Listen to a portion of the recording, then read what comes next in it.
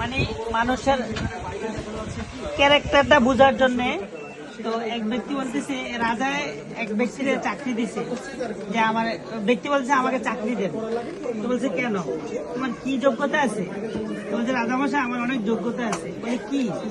যে আমি দেখলে মানে মানে যার ব্যাপারে হোক তার ব্যাপারে আমি মন্তব্য করতে পারবো, তার আচরণ দেখি। ঠিক আছে, তো তারা ঘোড়ার আস্ত বলে চাকরি দিছে। হঠাৎ করে একদিন বলতেছে আচ্ছা তোমার তো যোগ্যতা আছে, বলো তো যে আমার যে ঘোড়াটা এটা কি আসলি ঘোড়া নেই, মানে জাত আছে না, জাত ভালো খারাপ আছে না, দেখি জাতি ঘোড়া। তো বলছে না রাজা মশাই এটা আসলি জাতি ঘোড়া না। বুঝলা কিভাবে?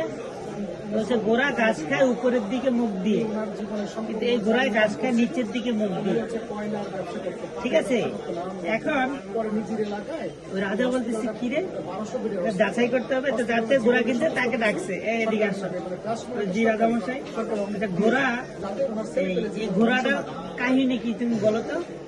বলছে রাজামশাই আসলে এটা যখন জন্মগ্রহণ করছে এর কিছুদিন পরে এটার মা মারা গেছে, এটা গাভীর দুধ খাওয়া এটা বড় করা হয়েছে, তো এই জন্য এটা নিচের দিকে মুখ দিয়ে ঘাস খায়।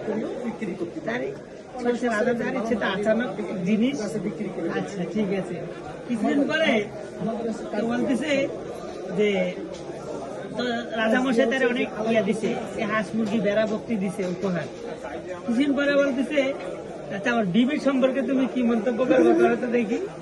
হ্যাঁ, তো বলছে রাজামশাই এই মানে মাফ করবেন বেয়াদবি হয়ে না, বলো কোনো অসুবিধা নেই। আপনার বিবিও তো আসল জাতের রাজার মেয়ে না, সে রাজার মেয়ে না। আরে কি বলো, আমি রাজার মেয়ে বিয়ে করছি। ঠিক আছে, এখন শ্বশুরালয় যোগাযোগ করছে যে কি ব্যাপার এই মেয়ে তো আপনাদের কিনা। তো বলছে না আসলে আমাদের তো ছেলে মেয়ে হয় নাই, তো এই জন্য এই মেয়েরা আমরা পালক আনছিলাম। ঠিক আছে, ঠিক আছে, তো ওই রাজার ওই তাদের ছেলে মেয়ের বাবারা ছিল বন্ধু, তো এই জন্য এই মেয়েরা আমরা পালক আনছি। হ্যাঁ হ্যাঁ, পরে রাজা জিজ্ঞেস আচ্ছা ঠিক আছে বলো যে ও যে আসল রাজার মেয়ে না, তুমি বুঝলা কি হবে?